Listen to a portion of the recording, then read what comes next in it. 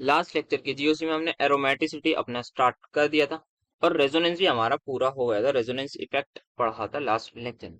तो hello everyone, welcome to every game. आज हमारा लेक्चर नंबर 6 और आज हम पढ़ने जा रहे हैं एरोमेटिसिटी को थोड़ा सा आगे एक्सटेंड करेंगे और इस पे कुछ क्वेश्चन देखेंगे, थोड़ा सा इसको अच्छे से और समझेंगे and then we will move towards reaction intermediates. तो चलिए फिर, अगर आपने टेलीग्राम चैनल नहीं ज्वाइन किया तो वो जरूर ज्वाइन कर लीजिएगा नोट्स के लिए, और आप इंस्टाग्राम पर भी फॉलो कर सकते हैं। तो स्टार्ट करते हैं, देखते हैं क्या क्या आज हम पढ़ने वाले हैं। तो सबसे पहले एरोमेटिसिटी, फिर कुछ क्वेश्चंस, फिर देन रिएक्टिव इंटरमीडिएट। तो एरोमेटिसिटी बेसिक हकल्स रूल तक सबको आ गई, क्योंकि जो मेजर चीज है वो समझाने जा रहे हैं। तो अगर हमारे पास फ्यूज रिंग हो, सर फ्यूज रिंग मतलब जैसे आपको मेरे हिसाब से इनमें कंफ्यूजन आई होगी कि सर यहाँ पे ये एरोमेटिक कैसे होगा, ये सारी चीज इनमें प्रॉब्लम्स आई होंगी। जब एक से ज्यादा रिंग फ्यूज हो तब उसमें कैसे पता लगा। उसमें आपके पास दो ऑप्शन है। सबसे पहले आप देखिए कौन सा लार्जेस्ट लूप बन रहा है। आपका पहला काम है लार्जेस्ट लूप देखिए और फिर हकल्स रूल अप्लाई करिए। अच्छा, आपको क्या करना है, देखना है लूप बन रहा है। अगर लार्जेस्ट लूप बन रहा है तो उसी में हकल रूल अप्लाई होगा। अगर लार्जेस्ट लूप नहीं है, फर्स्ट केस, अगर लार्जेस्ट लूप प्रेजेंट नहीं है, मतलब जो सबसे बड़ा लूप है उसमें जो है इलेक्ट्रॉन करंट नहीं बन रहा है, दैट इज लूप नहीं बन रहा है, तब आप जाइए अदर लूप के लिए, दूसरा कोई अदर लूप देखिए, फिर उसमें हकल्स रूल अप्लाई करिए। ये आपको करना है। ऐसे अभी अभी जस्ट अप्लाई करेंगे इसको, अब यहाँ पे या फिर करके दिखा दूं। जैसे कि ये सारे कंपाउंड्स हैं, इस वाले पे फोकस करते हैं हम अभी। इसमें हकल्स पहले वो देखते हैं। इसमें सर लूप बताइए काम में। मैं अगर आपको बताऊं, अगर मैं यहाँ से शुरू होऊंगा तो यहाँ रेजोनेंस, यहाँ पे आते हुए रेजोनेंस, ये रेजोनेंस, ये रेजोनेंस, ये रेजोनेंस, शानदार रेजोनेंस, ये पूरा लूप मेरे पास बन रहा है। So this is my largest loop in this question. यहाँ पे आप देख सकते हैं इस लूप में पूरा करंट बह रहा है बहुत ही अच्छे तरीके से, ये पूरा लूप बन रहा है।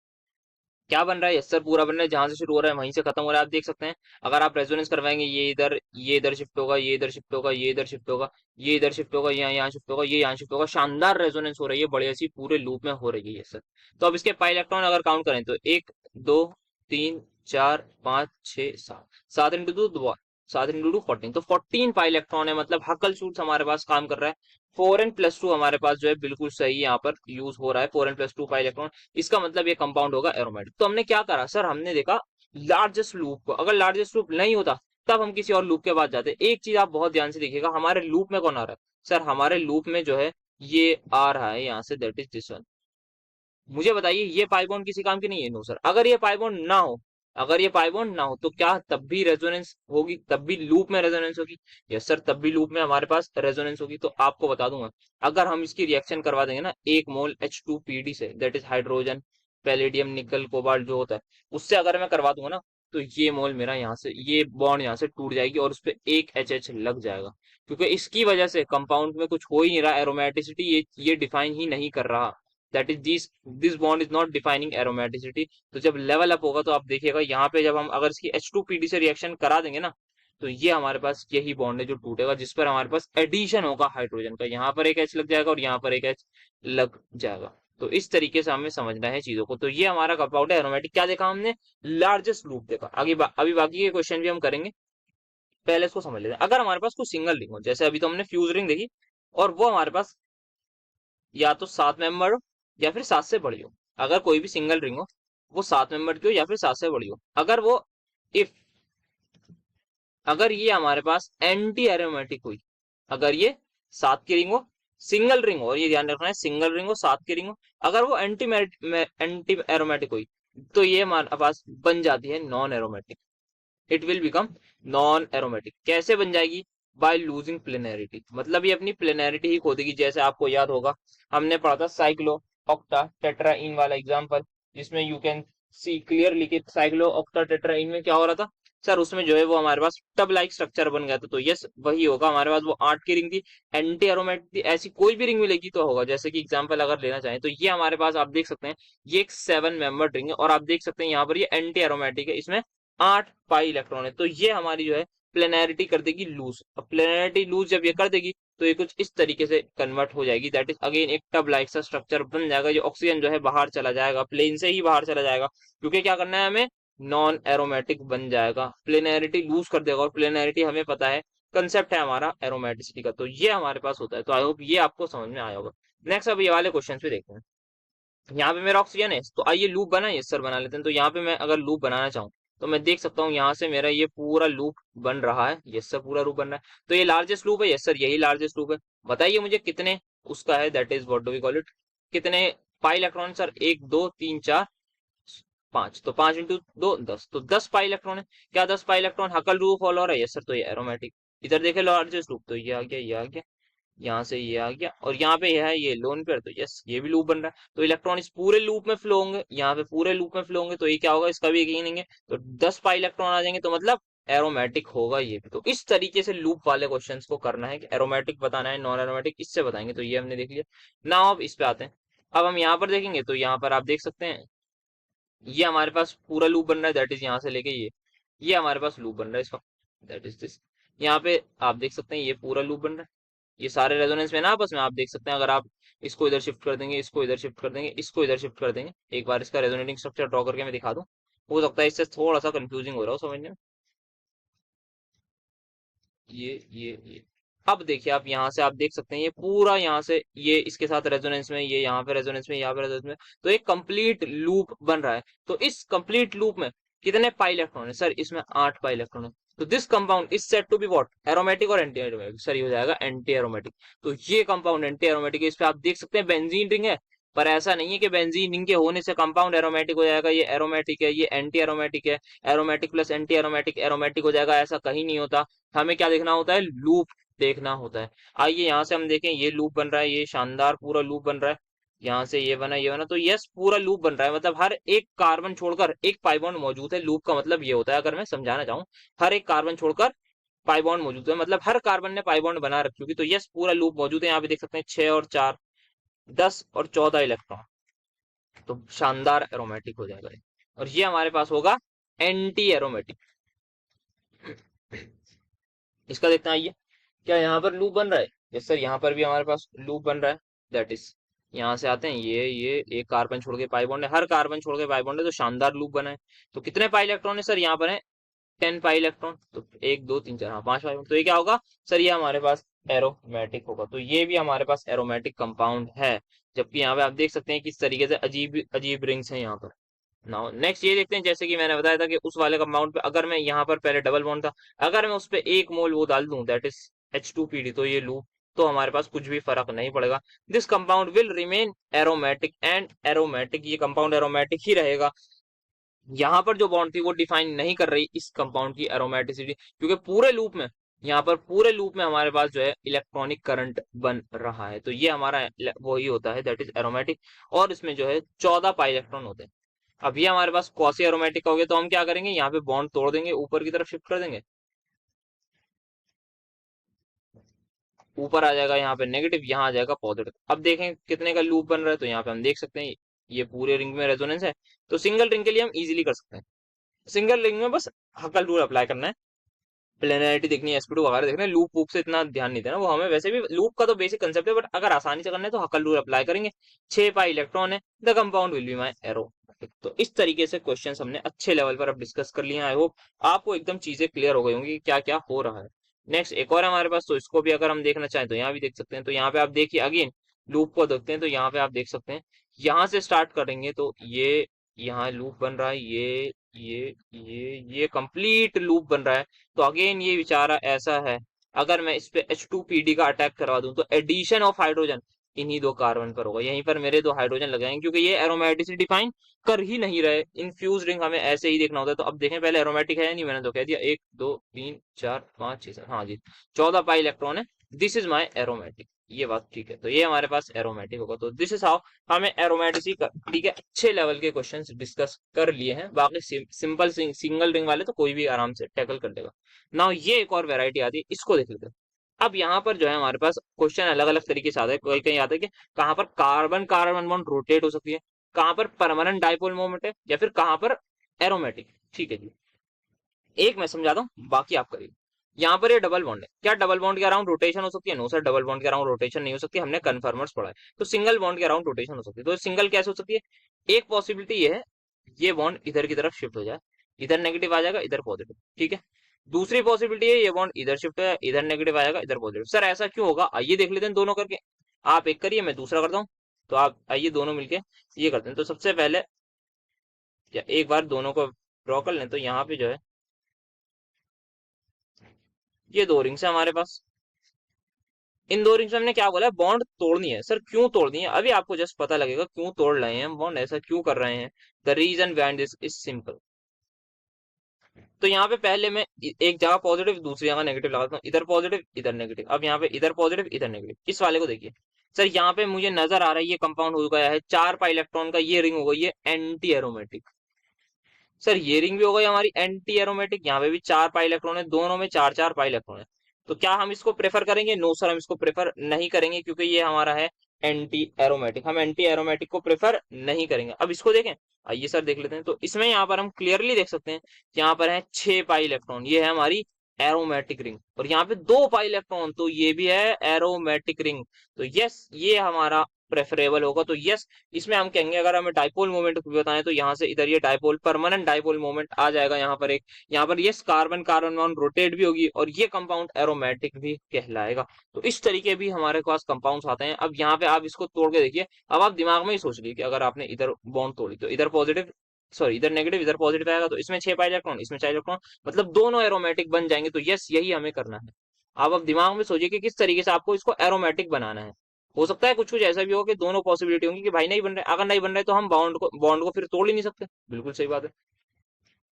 तो यहाँ पे नेगेटिव ले आइए, यहाँ पे पॉजिटिव ले आइए, आप देखेंगे दोनों में 6 6 पाई इलेक्ट्रॉन आ रहे हैं, यहाँ भी 6 पाई इलेक्ट्रॉन, यहाँ भी 6 पाई इलेक्ट्रॉन। तो आपको ये मत कह दिएगा कि ये नेगेटिव जो है इधर भी रेजोनेंस में, भाई ये बहुत दूर हो गया है, ये रेजोनेंस में नहीं है। अगर किसी को दिख रहा है तो मतलब बहुत ही गलत दिख रहा है, यहाँ पे ये रेजोनेंस ही नहीं कर सकता, सिर्फ और सिर्फ ये इधर ही कॉन्जुगेशन में है। तो 6 पाई इलेक्ट्रॉन मतलब दोनों रिंग्स एरोमेटिक, अगर एक भी एंटी हो जाएगी तो हम नहीं करेंगे वो काम, क्योंकि अनस्टेबिलिटी हमें बिल्कुल नहीं चाहिए। हमें स्टेबिलिटी चाहिए, या फिर हम सिंपल लाइफ जी लेंगे, नॉर्मल लाइफ जिसे कहते हैं, ये हम कर सकते हैं, हम बाकी और उससे ज्यादा नहीं करेंगे। तो ये हमारे पास आ गए 6 पाई इलेक्ट्रॉन। इसको करिए आप, इसको आप इधर शिफ्ट करेंगे, इधर नेगेटिव इधर पॉजिटिव। सर इधर नेगेटिव करा, ये रिंग एरोमेटिक ये रिंग एंटी एरोमेटिक, तो ये नहीं कर सकते हम, क्योंकि एक एंटी एरोमेटिक होगी। दूसरी चीज करें, यस सर दूसरी कर लेते हैं, इधर शिफ्ट करा, इधर आएगा नेगेटिव, तो ये रिंग एरोमेटिक को यार मजा आ गया सर, लेकिन इधर प्लस आएगा तो ये एंटी एरोमेटिक, तो ये नहीं हो सकता। इसमें परमानेंट डाइपोल मोमेंट वगैरह कुछ भी नहीं होगा, ये ना एंटी एरोमेटिक नहीं होगी, ये नॉन एरोमेटिक ही अच्छी लग रही है। सिमिलर फॉर दिस, आप इधर शिफ्ट करेंगे, इधर नेगेटिव इधर पॉजिटिव आएगा, इधर 2 पाई इलेक्ट्रॉन इधर 4 पाई इलेक्ट्रॉन, तो एंटी एरोमेटिक। सिमिलरली दूसरी बार में ये एंटी एरोमेटिक हो जाएगा, तो ये भी हमें ऐसी ये अच्छी लग रही है, बेटा तुम नॉन एरोमेटिक ही रहो। तो बस ये रेजोनेंस स्टेबलाइज ही हमारे पास सही लग रही है हमें, ना ही इसमें कार्बन कार्बन बॉन्ड रोटेट हमें करवानी है, ना ही हमें कोई इसका डाइपोल मोमेंट चाहिए, क्योंकि भाई ये एंटी एरोमेटिक बन रही है, एंटी एरोमेटिक से बिल्कुल दूर रहना है, उनके पास भी नहीं जाना। बहुत ज्यादा अनस्टेबल लोग होते हैं, और रियल लाइफ में भी ऐसे बहुत लोग मिलेंगे जो हमारे पास बहुत ज्यादा नेगेटिव होते हैं, जो अनस्टेबल होते हैं, तो उनसे आपको दूर ही रहना है। तो अब यहाँ पे यही सेम क्वेश्चन आ रहा है, which has easier rotation of carbon carbon bond और मोर डाइपोल मोमेंट। तो यहाँ पे जो है हमें यही बताना है किसमें जो है हमारे पास इजियर रोटेशन हो जाएगी कार्बन कार्बन बॉन्ड की, ये वाली, और जो है हमारे पास किसमें डाइपोल मोमेंट ज्यादा होगा। डाइपोल मोमेंट वाला क्वेश्चन तो वैसे जेई में भी आ चुका है मेरे हिसाब से 2023 में जब मैंने दिया था तब आया था जेई में इसी टाइप का एक हार्ड सा क्वेश्चन डाइपोल मोमेंट पर ही। तो यहाँ पे अभी हम क्या करेंगे सर, प्लस माइनस करते हैं, तो किधर करूँ बेटा, मैं रिंग इस तरीके से तोड़ रहा हूँ, इधर माइनस इधर प्लस। सही कर रहा है, नहीं सर गलत कर रहा है आपने। तो आपको जो है इधर की तरफ अगर आप तोड़ेंगे, इधर माइनस इधर प्लस, तो यहाँ भी गलत हो रहा है, सॉरी इधर माइनस आ जाएगा इधर प्लस, अब ठीक है हाँ। तो यहाँ पे अब हम इस तरीके से तोड़ेंगे, इस तरीके से तोड़ने से क्या होगा सर, इस तरीके से तोड़ने से यहाँ पे आपको भी दिख रहा है हमें भी दिख रहा है, दोनों की दोनों रिंग बन चुकी हैं एरोमेटिक। तो यहाँ पे आप देख सकते हैं ये डाइपोल मोमेंट की डायरेक्शन आ जाएगी हमारे पास, ये भी एरोमेटिक है 2 पाई इलेक्ट्रॉन के साथ, ये भी एरोमेटिक है भाई, बिल्कुल बढ़िया स्टेबिलिटी मिल गई। ऐसे लोगों से ही तो हमें मिलते रहना है और उनसे दोस्ती करनी है, क्योंकि वो क्या होते हैं, स्टेबल होते हैं। नेक्स्ट इसका देखें तो ये सर क्वासी एरोमेटिक का हमारे पास एग्जाम्पल था, ये हमने पढ़ा था। ऊपर जो है आप कर दीजिए नेगेटिव, तो यहाँ पे थोड़ी सी खराब बन गई, ऊपर नीचे हो गई थोड़ी सी, तो साइज एकदम इक्वल रख लेगा, अब ठीक। तो यहाँ पे आपको पता है, यहाँ नेगेटिव ले आऊंगा यहाँ पॉजिटिव ले आऊंगा, 6 पाई इलेक्ट्रॉन आ रहे हैं रिंग में, एरोमेटिक कंपाउंड होगा, साथ में परमानेंट डाइपोल मोमेंट भी होगा, साथ में कार्बन कार्बन बॉन्ड रोटेशन भी होगी। नेक्स्ट इसको देखें तो इसको तोड़ना चाहें तो हम इसको सर मैं तोड़ूंगा, ये इधर नेगेटिव ले आऊंगा इधर पॉजिटिव, सर ये एरोमेटिक बन जाएगी, बट ये भी एरोमेटिक बन जाएगी, क्योंकि यहाँ भी 6 पाई इलेक्ट्रॉन हो जाएंगे, तो मजे आ गए मतलब। तो इसको भी देख लेते हैं, हम तोड़ लेते हैं आराम से। आई होप आपको ये चीजें समझ में आ रही होंगी कि किस तरीके से बॉन्ड शिफ्ट करनी है, किधर तोड़नी है, उस जगह तोड़नी है जहां पर हमें जो है स्टेबिलिटी मिल रही हो। यहाँ पॉजिटिव इधर, सॉरी इधर आ जाएगा पॉजिटिव, ये छह पाई इलेक्ट्रॉन इधर आ जाएगा पॉजिटिव, सॉरी पहले नेगेटिव बोलना था, यहाँ पर आ जाएगा नेगेटिव, ये भी छह पाई इलेक्ट्रॉन, ये भी छह पाई इलेक्ट्रॉन, पूरा कंपाउंड एरोमेटिक, मजा आ गया। रिंग रोटेट करेगी, परमानेंट डाइपोल मोमेंट भी हमें मिल रहा है साथ में। तो अब एक आध क्वेश्चन है तो आप भी कर सकते हैं। तो सर यहाँ पे आप कैसे बता रहे हैं, मतलब इधर शिफ्ट कर दूंगा, इधर नेगेटिव इधर पॉजिटिव, सर ये रिंग एरोमेटिक ये रिंग एंटी एरोमेटिक, तो ये काम नहीं करना है। दूसरी तरफ घुमाइए सर, दूसरी तरफ घुमा के देखते हैं तो क्या होता है सर, अगर मैं इधर शिफ्ट कर दूं तो इधर नेगेटिव इधर पॉजिटिव, सर ये एरोमेटिक ये एंटी एरोमेटिक, तो मतलब इसमें हमारे पास कोई भी परमानेंट डाइपोल मोमेंट नहीं होगा। आप करके देख लीजिए, एक रिंग एंटी एरोमेटिक आएगी ही आएगी हर हाल में। इसको देखेंगे आप, ये तो बेचारा शरीफ सा कंपाउंड है, इधर पॉजिटिव इधर नेगेटिव, तो यस ये एरोमेटिक बन रहा है हमारे पास बढ़िया सा दो पाई इलेक्ट्रॉन के साथ, तो ये होगा। नेक्स्ट हमारे पास अब एक चीज हमें देखते हैं, अब थोड़ी बात करते हैं रिएक्शंस की। जब हमने ऑर्गेनिक केमिस्ट्री स्टार्ट करी थी उस दिन मैंने एक चीज लिखवाई थी, मुझे बताइएगा यहाँ पर क्या लिखा है। यहाँ पर है स्टेबिलिटी की बात कर रहा हूँ, इससे पहले एक वर्ड आएगा और इससे पहले एक वर्ड आएगा।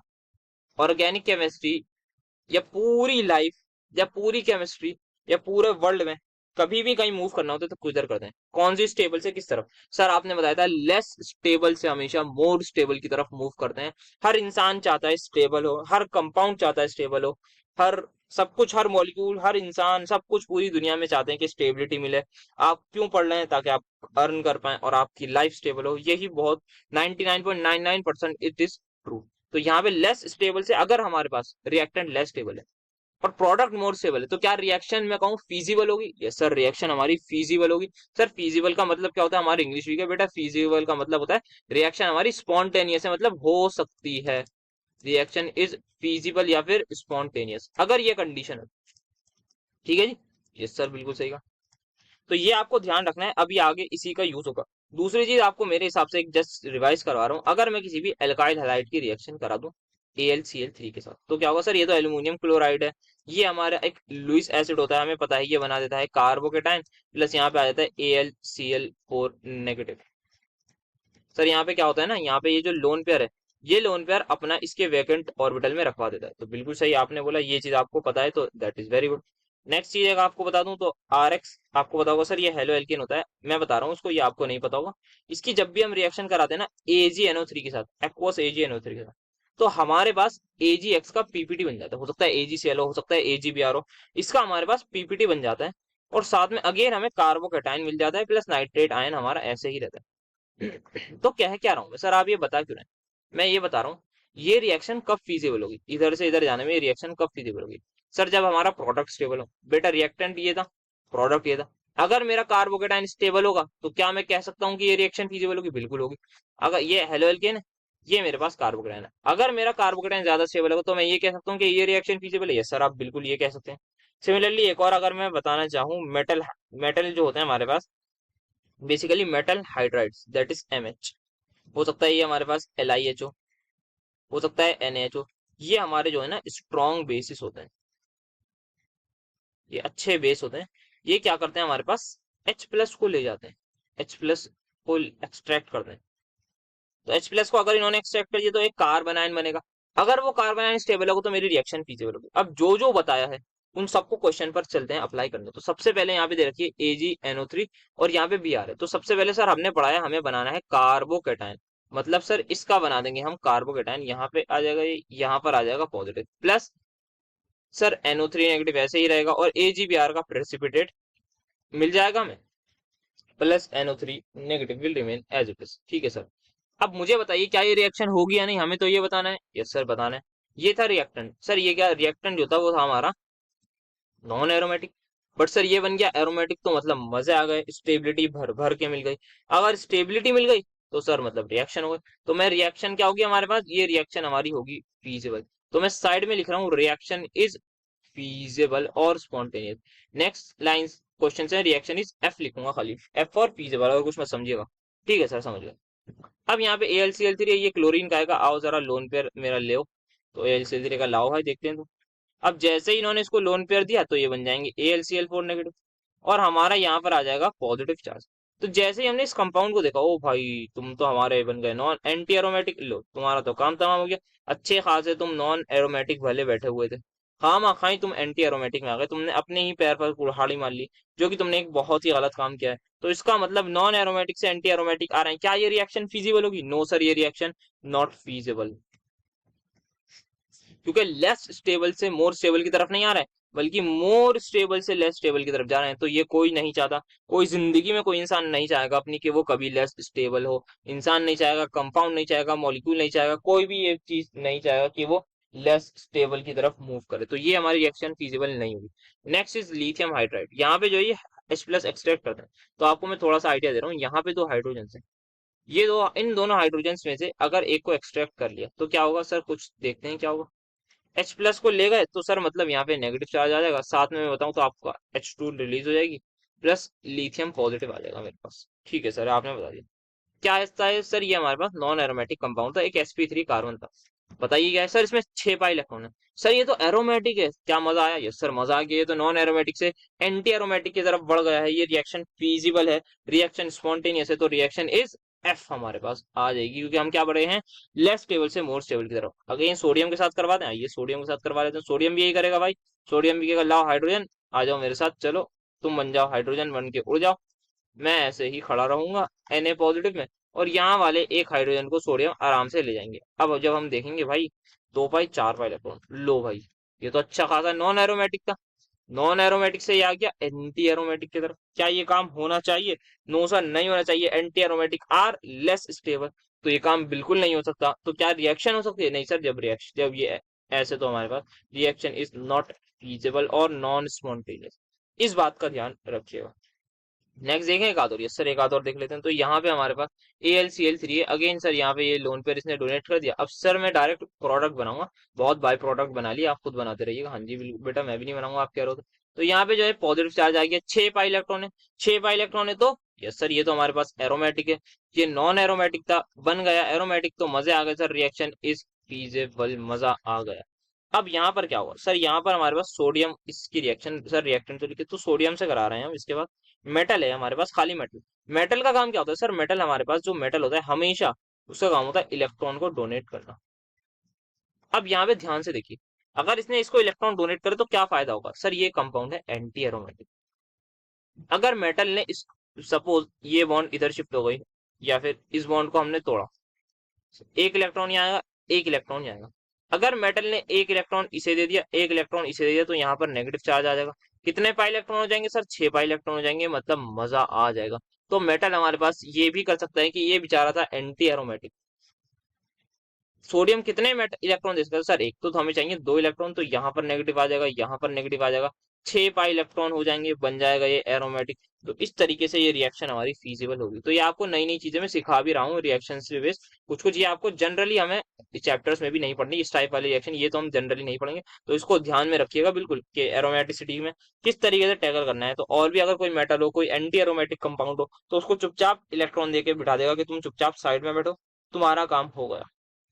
तो इस तरीके से हमें कैरी ऑन करना है। सो आई थिंक ये हमारे पास कुछ रिएक्शंस थी। अब आगे चलते हैं। मेरे हिसाब से ये आप सभी को डाउट जरूर आया होगा कि यहाँ पर सर ये जो बेंजीन पर प्लस चार्ज है, आपने बोला था ये एरोमेटिक है, बट सर अगर हम देखें यहाँ पर ये जो का पॉजिटिव चार्ज है, सर इसकी हाइब्रिडाइजेशन निकालें। हाँ निकालते हैं। सर यहाँ पे जो 2 बॉन्ड पेयर है, तो इसकी जो हाइब्रिडाइजेशन है इस कार्बन की, वो sp होनी चाहिए थी। सर अगर sp होगी तो ये एरोमेटिक, मतलब आपने तो कहा था sp2 हाइब्रिडाइजेशन पे प्लेनर होता है। सर तो ये कैसे होगा? मतलब ये आपने प्लस चार्ज इसका मतलब गलत बताया था। ठीक है, आपकी बात बिल्कुल मानते हैं। सिमिलरली अगर हम इस पर आए, ये तो मैंने लास्ट क्लास में बता दिया था, sp2 हाइब्रिड ऑर्बिटल बना दें। बट अगर ये मेरे पास कार्बन ट्रिपल बॉन्ड कार्बन होती यहाँ पर, तो इसकी क्या होती सर? इसकी भी sp हाइब्रिडाइजेशन होती। तो क्या होता? आइए उसके कॉन्सिक्वेंस समझते हैं। तो सबसे पहले क्या आप सभी को पता है कि sp का मतलब लीनियर होता है? यस सर, sp का मतलब होता है लीनियर। तो यहाँ पे ये कार्बन जिस पर प्लस चार्ज है, दैट इज दिस, ये इस कार्बन पर प्लस चार्ज है, this one is my carbon. इसको मैं ड्रॉ कर रहा हूँ यहाँ पे। यहाँ पर मैंने ड्रॉ कर लिया। अब ये वाले कार्बन कैसे हैं सर? ये वाले अगेन ट्राइगोनल प्लेनर है हमारे पास, sp2, तो एक कार्बन यहाँ गया, अगेन मेरे पास एक कार्बन यहाँ गया, तो 1 2 3 4 5। तो इस तरीके से हमारी शेप होनी चाहिए थी बेंजीन की। मुझे सोच के बताइए, यहाँ पर अगर आप देखें, यहाँ पर हाइड्रोजन होगा, यहाँ हाइड्रोजन होगा, यहाँ 2 हाइड्रोजन होंगे, एंड अगेन 2 हाइड्रोजन होंगे। ठीक है, अब मुझे सोच के बताइए, क्या ये कार्बन और ये कौन बॉन्ड बना सकता है? सर ये तो इतनी दूर है आपस में, ये कैसे बॉन्ड बनाएगा? किस तरीके से ये शेयरिंग करेंगे? तो ये पॉसिबल होगा क्या? नो सर, ये पॉसिबल नहीं है। ये सर ऐसा हुआ क्यों है? क्योंकि ये कार्बन था sp, और sp का मतलब मुझे बताइए क्या होता है? आपने हाइब्रिडाइजेशन में पढ़ा होगा, आईओसी इनऑर्गेनिक केमिस्ट्री में, लीनियर। तो ये हमारे पास जो है वो लीनियर होगा। तो लीनियर के लिए क्या होगा? इस तरीके से होना चाहिए। अब ये कार्बन sp2 है तो ये होगा हमारे पास ट्राइगोनल प्लेनर, अच्छी बात है। ये कार्बन sp2 है तो ट्राइगोनल प्लेनर होगा, हमने उसी हिसाब से बना दी शेप। बट अब क्या होगा? यहाँ पे देखेंगे 1 2 3 4 5 कार्बन है, तो आप किस तरीके से इनकी बॉन्ड बना पाएंगे? ये यहाँ पर बहुत ज्यादा मुश्किल होगा। देन अगेन आप इसको भी देखेंगे, यहाँ पर ये कार्बन आ जाएगा, ये एक और कार्बन हो गया, तो अब क्या होगा? क्या आप इसको बॉन्ड जोड़ सकते हैं? नो सर, इसको नहीं जोड़ सकते। यहाँ पे 6 कार्बन होते हैं हमारे पास टोटल बेंजीन में, तो ये हमारे पास पॉसिबल नहीं होगा। यहाँ पर ये पॉसिबल नहीं होगा। तो सर मतलब ये शेप कैसी बने? ड्यू टू दिस, इसी वजह से यहाँ पर ये जो कार्बन है हमारे पास, ये sp हाइब्रिडाइजेशन नहीं लेता है, ये sp2 ही रहता है। इसका मतलब ये sp2 है। अगर ये कार्बन में कह रहा हूँ ये sp2 है, तो इसका मतलब क्या है? इसका मतलब ये है मेरे पास ये जो खाली ऑर्बिटल है, ये मेरे पास वेकेंट sp2 ऑर्बिटल है। ये मेरे पास वेकेंट sp2 का ऑर्बिटल है। sp2 कैसे होता है सर? ये sp2 को अगर मैं हाइब्रिड ऑर्बिटल दिखाऊं, ये होता है, यहाँ पर आप देख सकते हैं, यहाँ पर कार्बन के साथ बॉन्ड है, यहाँ पर कार्बन के साथ बॉन्ड है। बट ये जो ऑर्बिटल है मेरे पास, ये मेरे पास वेकेंट sp2 ऑर्बिटल होगा। सर ये हमारे पास sp क्यों नहीं हुआ? उसका रीजन देख लिया हमने, क्योंकि फिर सर आप ये रिंग कैसे बनाएंगे, इसको कैसे ज्वाइन करेंगे, ये कैसे आपस में एक इलेक्ट्रॉन की शेयरिंग कर सकते हैं? ये तो इतनी इतनी दूर होंगे, तो ये शेयरिंग ही नहीं कर सकते। सिमिलरली अगर मैं बेंजाइन के लिए बात करूं, तो बेंजाइन क्या है? हमारे पास कार्बन ट्रिपल बॉन्ड कार्बन अगर होगा, तो ये लीनियर होगा, मतलब इस पे जो कार्बन होगा वो भी लीनियर, इस पे जो कार्बन होगा वो भी सीधा होगा, ये मतलब है, ठीक है। अब क्या होगा सर? ये ट्राइगोनल प्लेनर है तो यहाँ पर एक जोड़ दीजिए, ये ट्राइगोनल प्लेनर है तो यहाँ पर एक जोड़ दीजिए। क्या अब इन केस ऑफ बेंजाइन आप इन दोनों को जोड़ सकते हैं आपस में? नो सर, इनको नहीं जोड़ सकते। तो that's why the reason is, ये कार्बन अगर sp हो जाते हमारे, ये कार्बन sp हो जाते तो एकदम आप समझ लीजिए अनर्थ टाइप हो जाता। ये कार्बन जहां sp हो जाते तो वहां पर हम बेंजाइन को ही नहीं बना सकते थे। तो दैट्स वाई यहाँ पर क्या होता है? इन केस ऑफ बेंजाइन यहाँ पर हमारे पास sp2 हाइब्रिड ऑर्बिटल आते हैं और वो आपस में एक पाई बॉन्ड बनाते हैं जो बनी हुई है। तो दैट्स वाई यहाँ पर sp2 हाइब्रिडाइज ऑर्बिटल आते हैं और वो बॉन्ड बनाते हैं। सिमिलरली मुझे बताइए ये लोन पेयर कहाँ पर होगा? सर ये लोन पेयर जो है हमारे पास, दैट इज नेगेटिव चार्ज है, ये भी हमारे पास जो है वो sp2 हाइब्रिड ऑर्बिटल में होगा। ये रेडिकल किसमें होगा? सर ये रेडिकल भी हमारे पास sp2 हाइब्रिड ऑर्बिटल में होगा। तो ये फ्री रेडिकल भी हमारे पास sp2 में, तो यहाँ पर जो है सभी की हाइब्रिडाइजेशन sp2 ही होती है, sp किसी की नहीं होती। sp का रीजन हमने देख लिया क्यों नहीं बनता, क्योंकि फिर बेंजीन रिंग हम बना ही नहीं सकते थे, 6 कार्बन को हम जोड़ नहीं सकते थे, हमें कम से कम 1 2 फिर कार्बन चाहिए थे, तब जाके थोड़ा बहुत हिसाब आराम से होता कि हम 8 की रिंग बनाते मिनिमम, तब जाके कुछ काम आसान होता हमारे लिए। तो ये हमारे पास होता है। सिमिलरली इसके लिए भी हमें कम से कम 7 की रिंग तो चाहिए होती मिनिमम। तो यहाँ पर जो है प्रॉब्लम आ रही थी, तो दैट्स वाई ये जो कार्बन है ये sp हाइब्रिडाइजेशन नहीं आता, ये sp2 ही रहता है। तो ये हमारे पास कंसेप्ट। सो आई होप आपको ये समझ में आया होगा। यहाँ पर ये आपका डाउट क्लियर होगा कि ये सर एरोमेटिक कैसे है, इसकी हाइब्रिडाइजेशन sp होनी चाहिए। तो नहीं बेटा, ऐसा नहीं है। इसको अच्छे से एक्सप्लेन कर दिया है मैंने कि अगर ऐसा होता तो क्या होता सर? तो ये लीनियर होता, तो लीनियर होता तो बेंजीन नहीं बनता, बेंजीन नहीं बनता तो हम क्यों पढ़ रहे होते? बिल्कुल सही बात है सर। तो ये हमारे पास, आई होप आप सभी को ये कंसेप्ट समझ में आया होगा। अब बढ़ते हैं अपने अगले टॉपिक की तरफ, जिसका नाम है साइक्लोप्रोपेन। फिर आगे बात करेंगे क्योंकि इसको समझना है। तो साइक्लोप्रोपेन क्या होता है सर? साइक्लोप्रोपेन हमारे पास ये आपके सामने, आपने ही बना रखा है, आप क्या पूछ रहे हैं? तो यहाँ पे आप देख सकते हैं, यहाँ पे 2 हाइड्रोजन होते हैं। मुझे बताइए इस कार्बन की हाइब्रिडाइजेशन क्या है? सर सबकी हाइब्रिडाइजेशन है sp3। अगर sp3 है तो बॉन्ड एंगल क्या होता है? तो बॉन्ड एंगल सर हमने सुना है अप्रोक्सीमेटली 190 109 डिग्री 0.5 होता है, दैट इज 28 मिनट होता है, तो 109 डिग्री मान लेते हैं। ये बताइए कितना बॉन्ड एंगल है? सर ये तो 60 डिग्री है। इसका मतलब क्या हुआ? सर इसका मतलब ये हुआ जो टेट्राहेड्रल है उसमें जो है बॉन्ड्स आराम से सुकून से, ये जो बॉन्ड है इसमें इनमें अच्छा खासा 109 डिग्री का होता है डिफरेंस। अब यहाँ पे बॉन्ड में क्या है सर? अब यहाँ पे बॉन्ड में 60 डिग्री का। आप सोचिए आपके पास 2 लकड़ी है, 2 लकड़ी कुछ इस तरीके की है, 109 डिग्री। अब आपने क्या करा? उन लकड़ियों को पकड़ के मोड़ना शुरू करा और आप ले आए वो 60 डिग्री तक। आपने बिल्कुल एकदम कर दिया वो 60 डिग्री पर कर दिया, ये ले आया आप 60 डिग्री। तो बताइए क्या उसमें स्ट्रेन जनरेट होगा? मतलब उसमें परेशानी आएगी, दिक्कत आएगी, मुड़ने लगेंगी, एक इफेक्ट होगा, अनस्टेबिलिटी आएगी। अगर आप देखेंगे ये 60 डिग्री है तो आप जैसे ही आप छोड़ेंगे तो वो दोबारा चाहेगा कि मैं किसी तरीके से 109 डिग्री पर जाऊं। बोलिए यस सुन। यस सर, अगर लकड़ी को हमने इस तरीके से मोड़ दिया और वो ओरिजिनल 109 पर है तो वो कैसे भी चाहेगी, वैसे तो लकड़ी टूट जाएगी, बट अगर कोई चीज फ्लेक्सिबल होगी तो वो चाहेगी बस फौरन दोबारा से मैं 109 डिग्री पर आ जाऊं और वापस अपनी स्टेबिलिटी गेन कर लूं। तो ये जो बॉन्ड है हमारे पास, सारी की सारी बॉन्ड इन साइक्लोप्रोपेन, ये बहुत ही ज्यादा हमारी होती है। इसमें होता है स्ट्रेन, एंगल स्ट्रेन। यहाँ पर हमारे पास बहुत ज्यादा एंगल स्ट्रेन होता है, इस बात को ध्यान रखिएगा। एंगल स्ट्रेन यहाँ पे, एंगल स्ट्रेन कैसे निकालते हैं, तो एंगल स्ट्रेन मैं आपको बता दूं। तो यहाँ पे आप देख सकते हैं ये होना कितना चाहिए था सर, ये होना चाहिए था आपका 109 डिग्री। ये पूरा 109 डिग्री होना चाहिए था। तो यहाँ पे ये जो एंगल है, तो इस एंगल को मैं थीटा बोल रहा हूँ, और ये हमारा एंगल स्ट्रेन होता है। यहाँ पर भी एक थीटा, तो ये बराबर होंगे। तो अगर आपको थीटा की वैल्यू निकालनी है तो आप कैसे निकालेंगे सर, ये पूरा है हमारे पास 109 डिग्री का। तो 109 डिग्री है हमारे पास, तो आप आइए फॉर्मूला लगा देते हैं। 109 degree is equal to 60 degree plus 2 theta आ जाएगा सर। तो थीटा की वैल्यू हमारे पास आ जाएगी 109 degree minus 60 degree divided by 2। तो इतना हमारे पास एंगल स्ट्रेन होगा। आप जो वैल्यू निकालेंगे उसको शायद 24.5 आती है, इतनी डिग्री का एंगल स्ट्रेन हो रहा होगा हमारी इन बॉन्ड्स में। दैट मीन्स ये बॉन्ड्स काफी ज्यादा अनस्टेबल हो जाएंगे। तो सर उससे होगा क्या, अब आप ये बताइए। आइए, ये हमारे पास था। अब इसकी हालत जो है कुछ इसकी, ये यहाँ पर कुछ सिग्मा बॉन्ड्स हैं, यस सर, ये 3 सिग्मा बॉन्ड्स है। ये बॉन्ड्स हमारी इस तरीके से होनी चाहिए थी कि ये मैंने सारे ऑर्बिटल्स बना दिए हैं। ये हमारे पास ऑर्बिटल, ये बॉन्ड बनी हुई, तो ये मैंने सबके ऑर्बिटल बनाए। ये बॉन्ड ऐसी होनी चाहिए simple. But due to angle strain यहाँ पर क्या होता है, यहाँ पर कुछ इस तरीके का हो जाता है। ये बॉन्ड जो है हमारी ऊपर की तरफ फ्लिप हो जाती है, ऊपर की तरफ मूव हो जाती है। अब यहाँ पे क्या हुआ, यहाँ पर जो एंगल है, जो कि हमारे पाई बॉन्ड थी, सॉरी जो सिग्मा बॉन्ड थी, या फिर जो सिग्मा इलेक्ट्रॉन थे, वो हमारे अब बिहेव करने लगते हैं पाई बॉन्ड्स की तरह।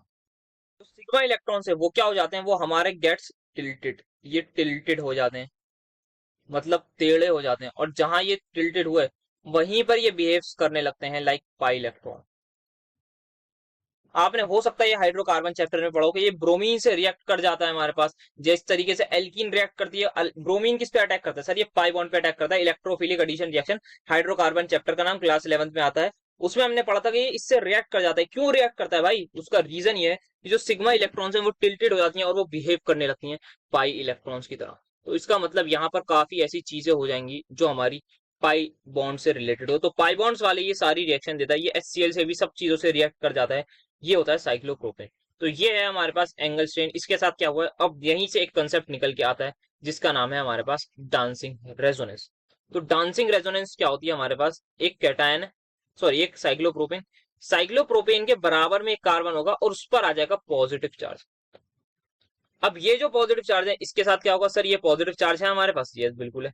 ये पॉजिटिव चार्ज क्यों आया है, ये कैटायन है इसलिए आया है। क्या यहाँ पर इसको स्टेबिलिटी मिल रही होगी, यस, बहुत ही ज्यादा स्टेबिलिटी मिल रही होगी।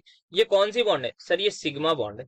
लेकिन कैसे बिहेव कर रही है सर, ये तो पाई की तरह बिहेव कर रही है। Yes, this is the reason यहाँ पे इसको भयंकर स्टेबिलिटी मिलेगी। ये इसका डायग्राम है, ये है वैकेंट ऑर्बिटल मेरे पास। ये वैकेंट पी ऑर्बिटल है कार्बोकेटाइन का। ये मेरे पास फुल, ये फिल्ड ऑर्बिटल्स है मेरे इसके साइक्लोप्रोपेन के। यहाँ पे ये अपने इलेक्ट्रॉन इसको देना शुरू कर देते हैं, ये सारे ऑर्बिटल इलेक्ट्रॉन इसको देते हैं और स्टेबिलिटी बनाई जाती है। तो यहाँ पे अगर इसका रेजोनेटिंग स्ट्रक्चर बनाना चाहें तो उसको ड्रॉ करें। तो सबसे पहले क्या होता है सर, बॉन्ड पेयर को लोन पेयर में कन्वर्ट करते हैं। सिमिलरली ये कौन सी बॉन्ड है सर, ये है दिखने में सिग्मा पर बिहेव करेगी पाई की तरह। तो ये बॉन्ड इधर शिफ्ट हो जाएगी, यहाँ पर पॉजिटिव चार्ज आ जाएगा। तो देखिए इसका रेजोनेटिंग स्ट्रक्चर, ना मजा आया हो तो पैसे वापस। ये आ गया यहाँ पर, ये यहाँ पर ये सिमिलरली एक बार ये बॉन्ड इधर की तरफ शिफ्ट होगी तो एक और रेजोनेटिंग स्ट्रक्चर इसका ड्रॉ कर सकते हैं। इस बार ये आ गया, ये यहाँ पर डबल बॉन्ड और ये आ जाएगा पॉजिटिव चार्ज।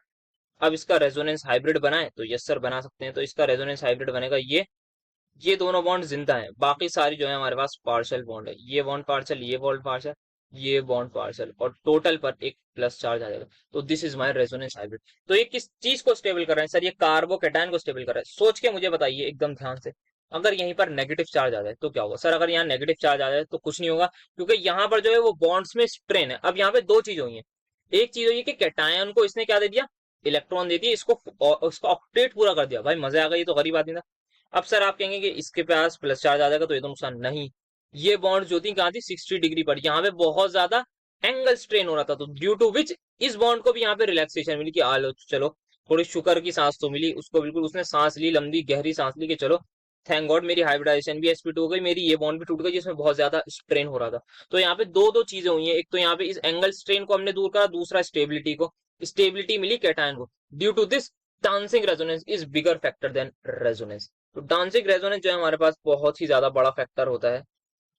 और वहीं पर अगर हम यहाँ पे कोई इलेक्ट्रॉन डोनेटिंग ग्रुप लगाते हैं तब तो और बढ़िया हो जाएगा। इलेक्ट्रॉन डोनेटिंग अगर मैंने यहाँ ग्रुप लगा दिया तो और इलेक्ट्रॉन देगा वो, तो यहाँ पे और अच्छी डांसिंग रेजोनेंस होगी।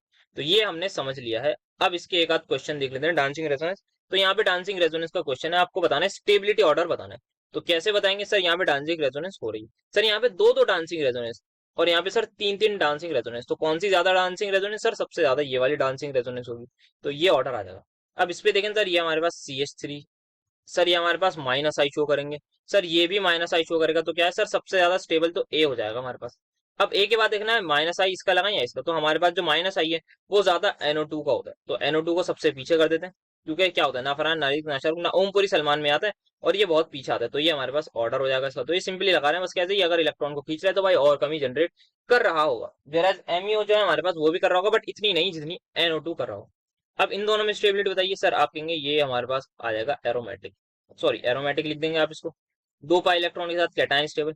यहां पर जब आप देखेंगे aromatic, yes sir, dancing resonance, yes sir, तो आप कहेंगे डांसिंग रेजोनेंस है प्लस साथ में एरोमेटिक है। बट एक चीज और, ये इधर जैसे ही जाएगी बॉन्ड, इधर पॉजिटिव चार्ज आएगा, नहीं सर इधर पॉजिटिव चार्ज आएगा, इधर पॉजिटिव चार्ज आया तो यहाँ से डांसिंग मिलेगी। नेक्स्ट थिंग क्या होगी सर, अगर ये बॉन्ड इधर चली गई तो यहाँ पर पॉजिटिव चार्ज आया, फिर यहाँ से डांसिंग मिलेगी। तो यहाँ पे जो है इसके एक तो तीन तीन इक्विवेलेंट रेजोनेटिंग स्ट्रक्चर मिल रहे हैं, साथ में 3 बार डांसिंग रेजोनेंस, एरोमेटिक है प्लस इक्विवेलेंट रेजोनेटिंग स्ट्रक्चर। तो ये जो कैटायन है ये बहुत ही ज्यादा एक्सट्रीमली स्टेबल होता है, और ये अभी तक का पाया हुआ मोस्ट स्टेबल कार्बो कैटायन। इससे ज्यादा स्टेबल कैटायन अभी कुछ टाइम पहले तक दुनिया में नहीं पाया गया था। ये इतना कैटायन स्टेबल है कि ये हमारे पास इंटरमीडिएट होते हैं, मतलब रिएक्शन के बीच में मिलते हैं। इसको हम अलग से प्रिजर्व भी कर सकते हैं, मतलब इसको हम रख भी सकते हैं, ये रहेगा, ऐसा नहीं है कि इंटरमीडिएट होके फौरन रिएक्ट कर जाए, ये बहुत ज्यादा स्टेबल होता है, इसको हम प्रिजर्व भी कर सकते हैं, थोड़ा टाइम के लिए रख भी सकते हैं। ये इसकी खास बात है कैटायन की। सर अब चलते हैं अपने आज के टॉपिक की तरफ, जिसका नाम है रिएक्शन इंटरमीडिएट्स या फिर स्टेबिलिटी ऑफ रिएक्टिव इंटरमीडिएट। तो सर सबसे पहले तो ये बता दिए एक बार और कि रिएक्शन इंटरमीडिएट होता क्या है, बिल्कुल बताते हैं। क्या आपको पता है रिएक्टेंट नाम की एक चीज होती है, सर पता है, प्रोडक्ट भी पता है। रिएक्टेंट से प्रोडक्ट जाने में हमारे पास दो ऑप्शन होते हैं। एक ऑप्शन होता है कि हमारे पास एक ट्रांजिशन स्टेट में, दूसरा होता है कि रिएक्शन इंटरमीडिएट बने। फिर इंटरमीडिएट से हमारे पास आता है प्रोडक्ट। जैसे आपको शायद नहीं पता होगा, मैं बता देता हूँ। जैसे सीए का एग्जाम होता है, तो सीए के एग्जाम में हमारे पास सबसे पहले होता है CA foundation, first exam. Last वाला होता है सीए फाइनल्स, उससे बीच में होता है सीए इंटरमीडिएट। तो दूसरा जो एग्जाम होता है इंटरमीडिएट, मतलब जो मिड लेवल की बीच की स्टेट होती है उसको कहते हैं इंटरमीडिएट। तो ये हमारे पास होता है इंटरमीडिएट, रिएक्शन इंटरमीडिएट का काम हमारे पास कि बीच में जो बनते हैं रिएक्शन के। अब सर इससे फायदा क्या होगा, अब ये होता है रिएक्टेंट से प्रोडक्ट बनना है, बट पहले क्या बनेगा सर, पहले बनेगा इंटरमीडिएट। मुझे बताइए, अगर मुझे ये बताना है कि कितनी जल्दी प्रोडक्ट बनेगा, क्या मैं ये कह सकता हूँ जितनी जल्दी मेरा इंटरमीडिएट बनेगा उतनी जल्दी मेरा प्रोडक्ट बनेगा? ये सर आप कह सकते हैं, जैसे मान लेते हैं यहाँ से इधर आने में 3 सेकंड लग रहे हैं, इधर से इधर जाने में 3 सेकंड लग रहा है, मतलब रिएक्टेंट से इंटरमीडिएट आने में 3 सेकंड लग रहा है, इंटरमीडिएट से प्रोडक्ट में आने में 3 सेकंड लग रहा है। तो हमारे पूरा रिएक्शन का टाइम कितना होगा सर, 6 सेकंड में रिएक्शन हो रही है। अब मान लेते हैं ये 2 सेकंड या 1 सेकंड में होगा, तो सर इसका मतलब रिएक्शन 5 सेकंड में हो जाएगी। दैट मीन्स क्या हो रहा है, हमारी रिएक्शन फास्ट हो रही है। और ये किस चीज पर डिपेंड करेगी, जितनी जल्दी इंटरमीडिएट बनेगा। अब इंटरमीडिएट कैसे पता है कितनी जल्दी मिलेगा, कोई भी चीज कब जल्दी बनेगी सर, जब वो स्टेबल होगी। तो जितना ज्यादा स्टेबल हमारा रिएक्शन इंटरमीडिएट होगा, उतनी तेजी से हमारी रिएक्शन होगी, उतनी जल्दी इंटरमीडिएट बनेगा, उतनी जल्दी फिर हमारी रिएक्शन कंप्लीट होगी। तो ये हमारे पास होता है। बाकी पूरा रिएक्शन जब पढ़ेंगे उसमें रेट डिटरमाइनिंग स्टेप होता है, उसमें हमें मेजरली देखना होता है क्या होता है। तो ये मैं आपको बेसिक समझा रहा था किस तरीके से अप्रोच करना है। तो यहाँ पे एक इंटरमीडिएट बनेगा। अब हमारे जो है टाइप्स ऑफ इंटरमीडिएट होते हैं, जैसे कि कार्बोकेटाइन, कार्बोनाइन, फ्री रेडिकल, बेंजाइन, इन सबको आप जानते हैं, बेंजाइन को भी आप जानते हैं। बाकी कार्बिन और नाइट्रीन भी होते हैं, बट वो हमें आज नहीं इतना पढ़ना है। तो ये हमारे पास मेजरली होते हैं। तो कार्बोकेटाइन सबसे पहले आ जाते हैं। तो कार्बोकेटाइन दिखने में कैसा होता है सर, कार्बोकेटाइन हमारे पास दिखने में ऐसा होता है। ये क्या है सर, ये sp2 है। क्या ये ट्राइगोनल प्लेनर है, पता है ना? तो ये सर ये सबको पता है। तो ये ट्राइगोनल प्लेनर। अब इसकी स्टेबिलिटी की अगर हम बात करें, तो सबसे पहला फैक्टर जो इसको स्टेबल करता है वो होता है हमारे पास back bonding. Sir back bonding मतलब समझाएंगे, समझा दें, एक एग्जाम्पल से लेते हैं। सबसे खतरनाक इसको स्टेबिलिटी का फैक्टर होता है बैक बॉन्डिंग। ये प्लस चार्ज है, क्या कमी है इसके पास सर, इसके पास लोन पेयर की कमी है। यहाँ पर कोई भी एटम है A, अगर इस एटम के पास लोन पेयर होगा तो क्या करेगा सर, लोन पेयर इसको दे देगा, रेजोनेंस होगी। ये सर रेजोनेटिव स्ट्रक्चर पढ़ा, क्या होगा सर, यहाँ पे CH3 डबल बॉन्ड ए पर आ जाएगा यहाँ पॉजिटिव चार्ज। तो यहाँ पे सर आप पहले इसको CH2 कर लीजिए। हाँ बेटा थैंक यू। यहाँ भी इसको CH2 कर लेते हैं। ये हमारे पास हुआ क्या सर, यहाँ पे इसका ऑक्टेट पूरा नहीं था, अब इसको ऑक्टेट पूरा मिल गया है। तो यहाँ पर क्या हुआ सर, यहाँ पे ऑक्टेट कंप्लीट हो रहा है कार्बोकेटाइन का। Due to which back bonding is the major factor, सबसे बड़ा फैक्टर होता है ये हमारे पास जो हमारी बैक बॉन्डिंग को जो हमारे कार्बोकेटाइन को स्टेबल करता है, बिकॉज यहाँ पे इसका पूरा हो रहा है ऑक्टेट। तो ऑक्टेट से पहले कोई चीज नहीं आती, हमें पता है क्या ये कितना भी इलेक्ट्रोनेगेटिव एटम हो, चाहिए फ्लोरीन हो, नहीं, कार्बोकेटाइन इज द गरीब आदमी, उसको चाहिए इलेक्ट्रॉन, उसको ऑक्टेट पूरा करना है, तो सब लोग कुर्बानी देने के लिए तैयार हैं, फ्लोरीन भी आएगा, आने दो उस पर पॉजिटिव चार्ज, लेकिन अगर उसका ऑक्टेट पूरा हो रहा है that is very much better than my positive charge. तो ये हमारे पास होता है। जैसे एक और एग्जाम्पल यहाँ पे आप देख सकते हैं, NH2 लगा दिया, यहाँ पर पॉजिटिव चार्ज, तो ये NH2 क्या करेगा, इधर अपना लोन पेयर दे देगा और एक रेजोनेटिंग स्ट्रक्चर हमारे पास आ जाएगा। तो यहाँ पे NH2 पॉजिटिव, ये हमारे पास हो जाएगा। तो दिस इज हमारे पास, ये हमारे पास हो जाएगा बैक बॉन्डिंग में। अब हमें क्या करना है सर, अब हमारे पास जो दूसरा मेजर फैक्टर आता है वो आता है डांसिंग रेजोनेंस। तो सबसे पहले कोई भी कैटायन जिसमें बैक बॉन्डिंग हो रही है वो सबसे ज्यादा स्टेबल होगा।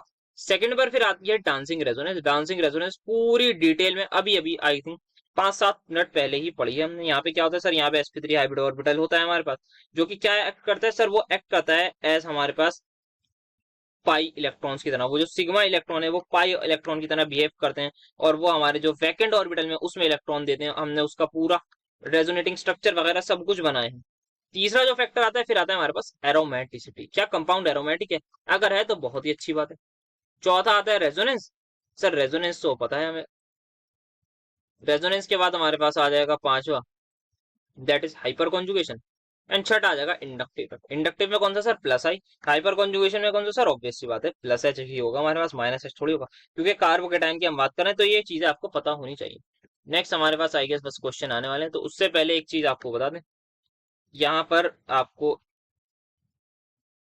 तो हमारा ऑर्डर क्या बना, सबसे पहले बैक बॉन्डिंग सबसे ज्यादा stable, then dancing resonance, then aromaticity, and then we have hyper sorry resonance, hyperconjugation, and last inductive effect. तो ये हमारे पास हो गया। आइए अब समझते हैं किस तरीके से हमें क्वेश्चंस करने हैं। ये वाले क्वेश्चंस बहुत ही ज्यादा जबरदस्त होते हैं। यहाँ बेंजाइल कार्बोकेटाइन है सारा। सबसे पहले हमें ये देखना है क्या चीज कॉमन है इन सब में, सर इन सब में ये कॉमन है, ये पूरी रेजोनेंस हो रही है, यहाँ पर ये रेजोनेंस हो रही है, यहाँ पर ये बेंजीन रिंग के साथ रेजोनेंस हो रही है। तो इससे आंसर नहीं आएगा, आंसर उससे आएगा, ये जो ग्रुप लगा है इस ग्रुप से हमारा आंसर आएगा। अब क्या आंसर होगा उसके बारे में बातचीत करो। तो कैसे पता लगाएं सर, हम सबसे पहले देखते हैं ये प्लस चार्ज है, प्लस चार्ज को कौन स्टेबल करेगा सर, नेगेटिव चार्ज, मतलब जो इसको इलेक्ट्रॉन दे देगा। आइए देखते हैं NH2, सर ये NH2 है, ये क्या शो करेगा, क्या ये सबसे पहले बैक बॉन्डिंग वगैरह, यस सर, इसके बाद सर लोन पेयर है, तो ये बेंजीन रिंग पर क्या शो करेगा, और सर ये बेंजीन रिंग और ये इसके ऑर्थो पर लगा है, दैट मीन्स ये शो कर सकता है प्लस आर इफेक्ट। मतलब क्या करेगा, अपना इलेक्ट्रॉन इधर देगा, ये बॉन्ड ऊपर की तरफ शिफ्ट होगी, और यहाँ पे जो है इस कैटायन को स्टेबिलिटी मिलेगी अल्टीमेटली। तो यहाँ पे ये प्लस आर शो कर सकता है, ये बहुत ही अच्छी बात है। सर ये माइनस आई भी शो करता है, लेकिन यहाँ पर प्लस आर शो करेगा बिकॉज ये कहाँ है, ऑर्थो पर है। सर ये माइनस आई भी शो करता है, लेकिन ये यहाँ पर शो नहीं कर सकता। ठीक है बेटा, बिल्कुल सही है। अब आते हैं इस वाले पर, सर यहाँ पे अगेन देख सकते हैं ये लो, इसके बाद ये अगेन प्लस आर शो करेगा, और क्या नहीं शो कर सकता सर, माइनस आई ये शो नहीं करेगा, क्योंकि प्लस आर डोमिनेटिंग इफेक्ट है। मैं ये नहीं कर रहा, नहीं कर रहा होगा, अभी प्लस आर के सामने पहले प्लस आर की बात चली, तो यहाँ पे इनके बीच में टाई हो गया। ठीक है, अब इसको देखते हैं। तो सर यहाँ पे ये NO2 है, सर यहाँ पे तो ये हमारा प्लस आर शो नहीं कर सकता, तो क्या शो करेगा सर, ये माइनस आई शो करेगा। सर मतलब इलेक्ट्रॉन्स को अपनी तरफ खींच लेगा, तो सर क्या होगा सर, कैटायन हमारा बहुत ही कम स्टेबल हो जाएगा। सो दैट मीन सर ये प्लस आर मतलब दोनों क्या कर रहे हैं, दे रहे हैं, तो मतलब ये बेंजाइल कार्बोकेटायन जो कि ये है इससे ज्यादा स्टेबल है। बट यहाँ पर जो ये तो खींच रहा है, तो इसका मतलब ये सबसे कम स्टेबल होगा, तो सी को आंख बंद करके सबसे पीछे लगा देंगे। ठीक है सर, यहाँ पर सर प्लस आर, यहाँ पर प्लस आर, अब बताइए सर इन दोनों में से किसको लें, और सी से पहले हमारे पास आ जाएगा ए, क्योंकि अब हमारी प्लस आर के बीच में लड़ाई है।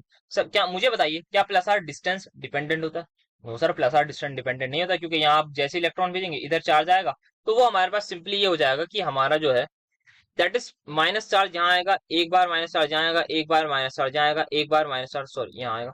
तो माइनस चार्ज यहाँ पे हर जगह बराबरी पर आता है, ऐसा नहीं है कि इसकी वजह से ज्यादा रहा हो। सिमिलरली ये जो है ये भी एक बार माइनस यहाँ भेजेगा, एक बार माइनस यहाँ, एक बार माइनस यहाँ। तो ये हमने पढ़ा है बहुत ही डिटेल में कि प्लस आर जो है वो हमारे पास डिस्टेंस डिपेंडेंट नहीं होता, मिजोमेरिक इफेक्ट डिस्टेंस डिपेंडेंट नहीं होता। तो ये हमने पढ़ रखा है बहुत ही डिटेल। तो सर इसका मतलब प्लस आर से आंसर नहीं आ सकता, अब क्या करें, तो सर इसका मतलब क्या दोनों बराबर से अवेलेबल, नहीं ऐसा तो नहीं। अब जब यहाँ पर हो गया है ड्रॉ, इन दोनों के बीच में हो गया ड्रॉ, तुम भी बराबर तुम भी बराबर, अब यहाँ पे देखना है माइनस आई किसका ज्यादा लग रहा होगा।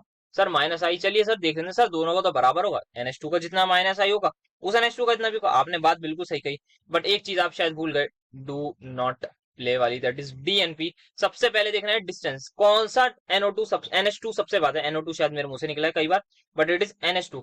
कौन सा सबसे ज्यादा है सर, ये वाला क्लोज है। अगर ये वाला क्लोज है तो इसका माइनस आई क्या होगा सर, ज्यादा होगा एज कंपेयर टू दैट। अगर इसका माइनस आई ज्यादा है तो क्या होगा सर, तो ये हमारे पास इसको लेस स्टेबल कर देगा, तो बी पीछे आ जाएगा और डी सबसे आगे आ जाएगा। आई होप आपको एकदम फील आई होगी किस तरीके से इस ऑर्डर को हमने निकाला है। वॉट आई हैव डन, सबसे पहले देखना है, अच्छा प्लस आर, अच्छा यहाँ पर प्लस आर है तो प्लस आर दिखाएगा, माइनस आई नहीं दिखाएगा, बिकॉज माइनस आई अगर यहाँ पे कोई हेलोजन होता तब हम कहते कि सर हेलोजन है हमारे पास, वो उनका माइनस आई जो है ओवरऑल इलेक्ट्रॉन विड्रॉइंग नेचर होता है तब कहते हैं। बट NH2 के केस कोई ऐसा अलग बंदा नहीं है जिसके बारे में हमने ये पढ़ा हो। तो NH2 इस प्लस आर, तो ये स्टेबिलिटी देगा।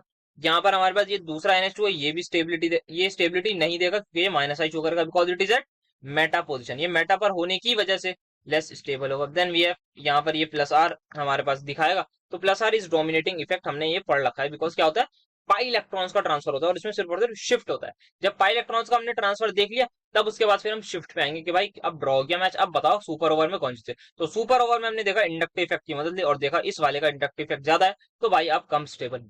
तो इस तरीके से करना है। आई होप आपको एकदम समझ में आया होगा। नेक्स्ट क्वेश्चन की तरफ हम बढ़ते हैं, आइए यहाँ पर देखते हैं। तो यहाँ पर हर जगह NO2 लगा है, तो मुझे बताइए NO2 क्या शो करता है सर, NO2 शो करता है माइनस आर। क्या माइनस आर हमारे काम का है, नहीं सर माइनस आर हमारे काम का नहीं है। क्यों नहीं है, बिकॉज सर ये हमारा जो माइनस आर है ना, ये कटायन को करेगा लेस स्टेबल, ये ऊपर खींच लेगा, इसको इधर खींच लेगा, इधर पॉजिटिव चार्ज आएगा, खतरनाक भयंकर अनस्टेबिलिटी बना देगा।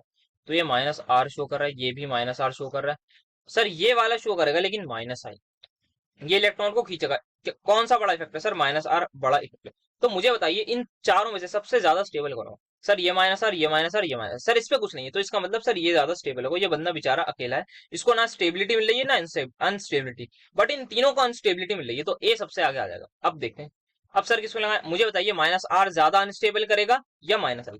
सर माइनस आर जो है उसमें पूरा इलेक्ट्रॉन ट्रांसफर हो जाता है, बट माइनस आई में शिफ्ट होता है, तो माइनस आई इतना अनस्टेबल नहीं कर पाएगा कैटायन को जितना माइनस आर करेगा। तो सी साहब आप आ जाइए। अब यहाँ पे सर माइनस आर और माइनस आर के बीच में हो गया ड्रॉ, तो ड्रॉ होता है तो हम किसके पास चलते हैं, हम चलते हैं अपने इंडक्टिव इफेक्ट साहब के पास। सर हाइपर कॉन्जुगेशन के पास आप क्यों नहीं जा रहे, क्योंकि बेटा यहाँ पर अल्फा एच ही नहीं है, यहाँ पे कोई अल्फा कार्बन ही नहीं है जो है। हाँ सर समझ में आया। तो आप चलते हैं माइनस आई साहब के पास। हमने पूछा माइनस आई कहाँ ज्यादा है, तो वो कहना है भाई हम क्लोज हैं तो हम ज्यादा है।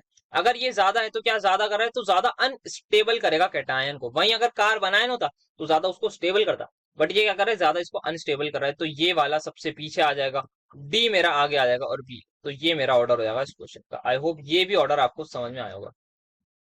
ओके, तो ये वाले क्वेश्चन सर ये आप जरा ट्राई करेंगे, यस सर कर लेते हैं, तो आप जरा ट्राई करिए इसको पॉज करके। आई होप आपने पॉज करके ट्राई कर लिया होगा। और अब देखते हैं इसका आंसर। सर यहाँ पे कुछ नहीं है सर, यहाँ पे ये है हमारे पास प्लस आर है, ये due to plus H, plus R due to plus H है हमारे पास। सर यहाँ पे जो है हमारा प्लस आर इफेक्ट काम नहीं करेगा, तो ये सिर्फ और सिर्फ बेचारा प्लस आई दिखा रहा होगा। सर ये भी प्लस आर दिखा रहा होगा। तो इतनी गारंटी है, ये जो चार में से ये जो तीनों है ये बेंजाइल कैटायन से ज्यादा स्टेबल होंगे, तो ये हमारा गरीब सबसे पीछे आ जाएगा डी। क्यों सर ज्यादा स्टेबल होंगे, क्योंकि सारे के सारे इलेक्ट्रॉन डोनेटिंग नेचर के, प्लस आई प्लस आर। ठीक है सर, अब देखना है मुझे बताइए प्लस आर और प्लस आई में से कौन ज्यादा स्टेबल करेगा कैटायन को। सर प्लस आर करेगा, तो मतलब इन ये दोनों इस वाले से ज्यादा होंगे, तो सी आ जाइए हमारे साथ। अब बताना है हमें, यहाँ पे मैंने डी क्यों लगाया, यहाँ पे ए आएगा ना, सॉरी, तो ये ए आएगा यहाँ पर, ये ए सी। अब इन दोनों में से देखना है सर, अगेन ड्रॉ होगी, आप चलेंगे हम माइनस आई या प्लस आई, सॉरी सर प्लस आई के पास चलते, इसका भी प्लस आई इसका भी प्लस आई, तो इसका प्लस आई सर ये क्लोज है, मतलब प्लस आई इलेक्ट्रॉन दे रहा है, तो इसका प्लस आई ज्यादा होगा, क्यों, क्योंकि सर ये क्या है क्लोज, इसका प्लस आई थोड़ा कम होगा, तो सबसे ज्यादा stable cation option number B वाला हो जाएगा। देन हमारे पास डी वाला आएगा। सो ये हमारा ऑर्डर हो जाएगा। नेक्स्ट अगेन एक और क्वेश्चन पॉज करिए, ट्राई कीजिए आंसर को लाने की करिए कोशिश। तो आई होप ये भी करा होगा आपने। तो सबसे पहले यहाँ पर देखते हैं भाई कौन है आप, ये सीएन साहब है। सर मैं सीएन हूँ, इस तरीके से मैं दिखता हूँ, मेरे पास पाई बॉन्ड है, मैं माइनस आर शो करता हूँ। ठीक है जी, ये कुछ शो नहीं करेगा, ये क्या शो करेगा सर, ये प्लस आर करेगा। सर प्लस आर क्यों, प्लस आई क्यों नहीं, क्योंकि कहाँ पर है सर, पैरा पर है। ठीक है सर, यहाँ पर भी है सर, ये भी प्लस आर शो करेगा। ये प्लस आर किसकी वजह से शो करेगा, ड्यू टू प्लस एच। तो मुझे बताइए plus R due to plus H ज्यादा स्ट्रॉन्ग होगा या plus R, sir purely plus R ज्यादा स्ट्रॉन्ग होगा। ठीक है, ये आपके कॉन्सेप्ट क्लियर है, हमने ये बहुत ही ज्यादा डिटेल में पढ़ रखा है, तो इस पर डिबेट करने की कोई वो नहीं है जरूरत। ठीक है जी, अब मुझे बताइए यहाँ पर जो है ये माइनस आर, ये प्लस आर, ये प्लस एच, ये कुछ नहीं, तो सबसे ज्यादा लेस स्टेबल कौन सा होगा, सर सबसे ज्यादा लेस स्टेबल ये बेचारा होगा, क्योंकि ये माइनस आर शो कर रहा है, तो ए को सबसे पीछे लगा दीजिए।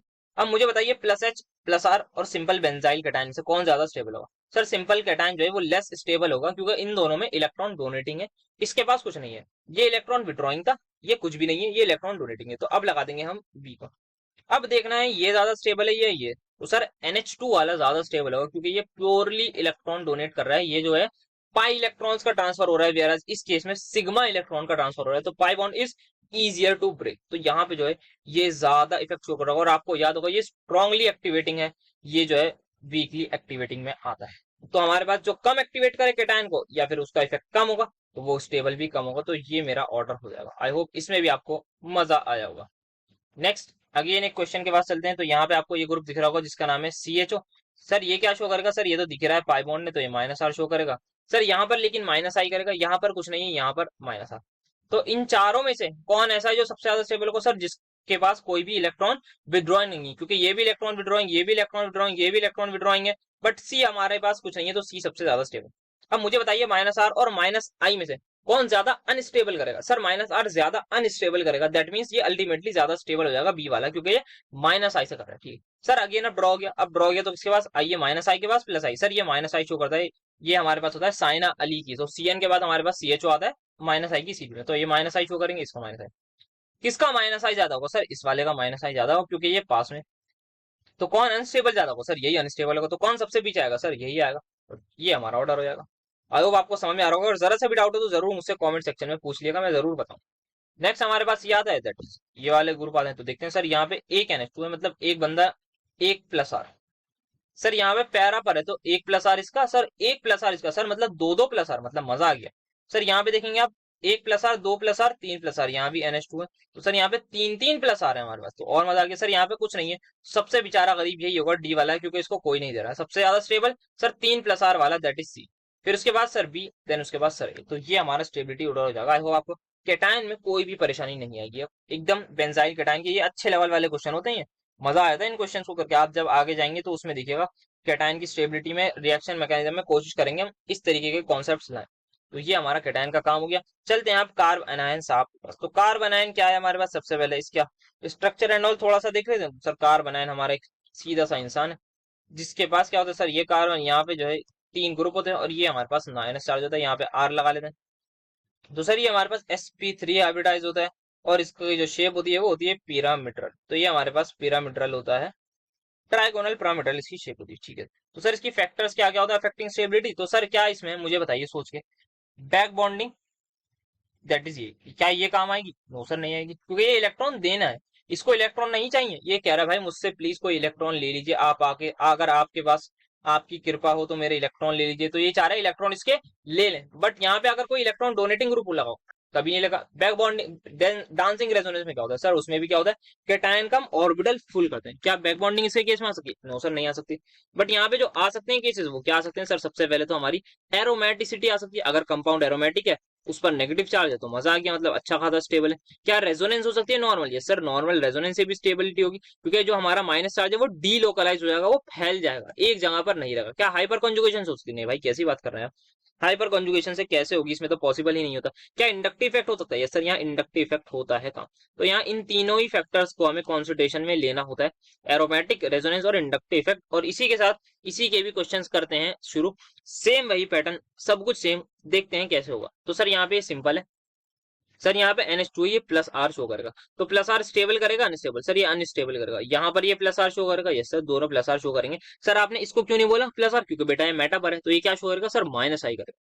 ये सिंपल बंदा, ये -I शो कर रहा है, ये +R, ये +R स्टेबल करेगा या अनस्टेबल? सर +R अनस्टेबल करेगा कार्ब एनायन को, कार्बोकेटायन की बात नहीं हो रही, अब हो रही है कार्ब एनायन की। और -I, सर -I करेगा स्टेबल, तो सी वाला सबसे आगे आ जाएगा। फिर आ जाएगा हमारे पास ए वाला, क्योंकि इस पे कुछ भी नहीं हो रहा जो इसको जो इसका चार्ज बढ़ा रहे हो। इन दोनों में ये दोनों चार्ज बढ़ा रहे हैं। क्या हो गया सर? ड्रॉ हो गया। ड्रॉ में मतलब अब किसकी याद आएगी? -I या +I? सर ये -I शो करता है। -I सर ये वाला पास है, तो ज्यादा -I इसका होगा।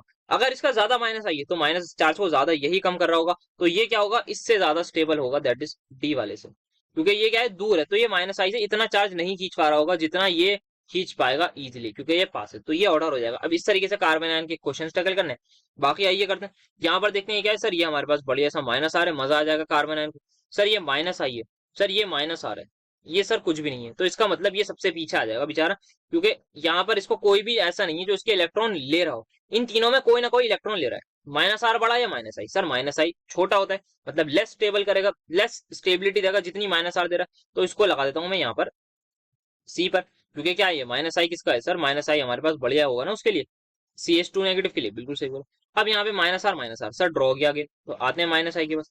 सर ये वाला NO2 जो है वो ज्यादा पास है, मतलब ज्यादा स्टेबल होगा, तो बी सबसे आगे आ जाएगा, यहाँ पे आ जाएगा। यहाँ पे फिर मैंने गलती कर दी, ए लिखना था, यहाँ पे टी आ गया, तो मुझे पता नहीं ए और डी में मैं क्यों कंफ्यूज रहा हूँ। तो ये ऑर्डर हो जाएगा। आई होप आपको ये भी समझ में आया होगा। नेक्स्ट चलें? यस सर, नेक्स्ट पे भी चलते हैं। नेक्स्ट पे देखिए आप, यहाँ पे क्या है सर, यहाँ पे ये हमारा प्लस आर, सर यहाँ पे ये प्लस एच होगा बेटा। गलती से भी ये गलती आप कर रहे हैं तो मतलब सही बात है, क्योंकि यहाँ पे ये एल्कीन है। यहाँ पे इसको हिसाब से मत देखिएगा ये इसके अकॉर्डिंग चलना है, नहीं बेटा यहाँ एल्कीन है। तो दैट मीन्स हमारे पास ये इफेक्ट शो हो रहा होगा प्लस आर वाला। तो प्लस आर शो हो रहा होगा तो यहाँ पे नेगेटिव चार्ज आ रहा होगा, तो यहाँ पे इलेक्ट्रॉन डेंसिटी बढ़ा रहा होगा। तो ये भी प्लस आर दिखाएगा, ये भी प्लस आर दिखाएगा। ये क्या दिखाएगा सर? ये दिखाएगा प्लस आई। तो ये कुछ भी नहीं दिखाएगा। तो दैट मीन्स ए वाला सबसे ज्यादा स्टेबल हो जाएगा, क्योंकि इसके पास इलेक्ट्रॉन डेंसिटी कोई भी नहीं बढ़ा रहा है। देन सी वाला हो जाएगा, क्योंकि वो सीधा सब प्लस आई से हो रहा है। प्लस आर ड्रॉ, ये क्या शो करेगा सर? ये प्लस आई शो करेगा, तो ये ज्यादा अनस्टेबल कर देगा। तो डी आ जाएगा, पहले बी आ जाएगा, ये ऑर्डर हो जाएगा। आई होप ये भी आपको समझ में आएगा। नेक्स्ट देखते हैं सर, CNA मजा आ जाएगा कार्बन आयन को, मजा आ जाएगा। यहाँ कुछ नहीं, यहाँ पे सर प्लस एच हो रहा है due to, sorry plus R due to plus H, यहाँ पर प्लस आर। तो सबसे ज्यादा स्टेबल सर ए वाला हो जाएगा, क्योंकि यहाँ पर कोई भी इलेक्ट्रॉन को डोनेट नहीं कर रहा, बल्कि इलेक्ट्रॉन विड्रॉ कर रहा है, और कार्बन आयन यही चाहता है कि उसके इलेक्ट्रॉन ले ले। तो यहाँ पे CN ने काम कर दिया वो आगे। देन बी है, क्योंकि यहाँ पे कोई भी इलेक्ट्रॉन इसको दे नहीं रहा है, बाकी इसमें भी ये भी इलेक्ट्रॉन दे रहा है, ये भी इलेक्ट्रॉन दे रहा है, तो चार्ज बढ़ जाएगा, जो कि कार्बन आयन बिल्कुल नहीं चाहता। अब मुझे बताइए प्लस आर ज्यादा इलेक्ट्रॉन देगा या plus H? Sir plus R ज्यादा इलेक्ट्रॉन देता है, क्योंकि क्या है सर, ये हमारे पास पाई इलेक्ट्रॉन्स का ट्रांसफर होता है, सिग्मा इलेक्ट्रॉन का ट्रांसफर, सिग्मा बॉन्ड स्ट्रॉन्ग होती है, पाई बॉन्ड वीक होती है। तो ये पाई इलेक्ट्रॉन्स का यहाँ पे ट्रांसफर हो रहा है, तो दैट इज ये क्या करेगा सर? ये चार्ज ज्यादा बढ़ाएगा। अगर चार्ज बढ़ा तो स्टेबिलिटी घटी, तो सबसे पीछे लगा देंगे, ठीक है। तो ये ऑर्डर हमारे पास हो जाएगा in case of carb anion. Next देखते हैं हमारे पास, सर यहाँ पे ये माइनस आई आर ग्रुप है, सर यहाँ पे ये माइनस आई शो करेगा, सर यहाँ पे भी ये माइनस आर शो करेगा, सर यहाँ पे कुछ नहीं। तो इसका मतलब ये वाला सबसे पीछे लगा दीजिए, क्योंकि क्या है सर, ये सबसे कम स्टेबल होगा, क्योंकि सारे के सारे इलेक्ट्रॉन विड्रॉइंग नेचर के लोग हैं यहाँ पे, तीन तीन लोग। अब मुझे बताइए माइनस आर की माइनस है? सर माइनस आर जो है ज्यादा स्टेबल करेगा। ये भी माइनस आर है, ये भी माइनस आर है, तो इसको लिख दीजिए शराफत से बी को बीच में, क्योंकि माइनस आर इतना ज्यादा स्टेबल नहीं करता जितना माइनस आर करता है। अब यहाँ पे माइनस आर अब हो गया ड्रॉ, तो अगेन आएगा माइनस आई, अगेन आएगा minus I in the game super over में। तो ये वो सुनिए ना, यहाँ पे जो है अंटिल हैकर्स एंटर, तो ये हैकर ही एकदम माइनस आई आता है, देखता है कि अच्छा भाई चलो यहाँ पे अब आते हैं। यहाँ पे जो है ये माइनस आई शो कर रहा है, ये ज्यादा क्लोज है तो ज्यादा स्टेबल करेगा, तो ए ज्यादा, खत्म। तो आई होप एकदम अच्छे से समझ में आ रहा होगा आपको किस तरीके से। अब यहाँ पे देखेंगे सर, यहाँ पे ये एक प्लस आर, सर यहाँ पे दो प्लस आर, सर यहाँ पे तीन तीन प्लस आर, तो क्या बात होगी सर? यहाँ कोई नहीं, तो सर तीन प्लस आर वाला सबसे लेस स्टेबल होगा, तो सी सबसे पीछे, फिर बी, फिर ए, और सबसे बढ़िया होगा हमारे पास डी, क्योंकि इसको कोई भी इलेक्ट्रॉन नहीं दे रहा है, बट ये चाहता है कि मेरे इलेक्ट्रॉन भाई कोई तो ले लो प्लीज, बट इसके साथ ऐसा नहीं किया जा रहा। तो ये हमारे पास हो गया carbon ion. I hope carbon ion में आपको मजा आया होगा। फ्री रेडिकल के बारे में थोड़ा सा बस बेसिक देख लेते हैं, फिर हमारे पास बस जितना पढ़ना है। तो फ्री रेडिकल में क्या होता है हमारे पास, ये कार्बन यहाँ पर एक रेडिकल होता है, ये हमारे पास sp2 हाइब्रिडाइज होता है, ट्राइगोनल प्लेनर होता है। अगर आपको पता होगा तो आई गेस शायद आपको ये बात पता होगी, ये हमारे पास जनरली ट्राइगोन, ये हमारे पास sp2 होता है। कुछ कुछ रेडिकल हमारे sp3 भी होता है, इस बात का भी ध्यान रखिएगा, वो इलेक्ट्रोनेगेटिविटी ऑफ द एटम पर डिपेंड करता है। ट्राइगोनल प्लेनर में जनरल लिख रहा हूँ, बट हमेशा नहीं होता।